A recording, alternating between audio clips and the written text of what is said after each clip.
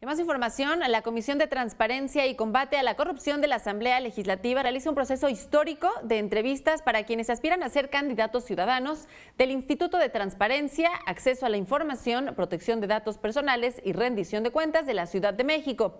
Ernesto Sánchez, el presidente de esta comisión, señaló que se avanza en la transparencia proactiva del Parlamento abierto al generar comunicación directa con la ciudadanía por medio de transmisiones totalmente en vivo en la plataforma de Internet del InfoDF compartida con la Asamblea. Agregó que es un método innovador de escrutinio en el que se tienen detectados parámetros a evaluar sobre el desempeño de los candidatos y con esto se espera que el proceso de dictaminación sea rápido y en febrero próximo ya esté listo el sistema anticorrupción. Escuchemos qué dijo. Tendremos una semana y media de evaluación en lo que elaboramos el dictamen. Todavía nos falta hacer un foro de transparencia enfocado al sistema anticorrupción para elegir perfiles en la capital del país.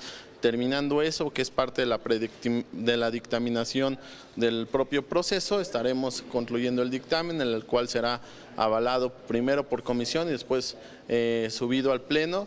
Espero que ya con la conformación del sistema anticorrupción completo para poder tener a mediados de febrero la integración del mismo sistema.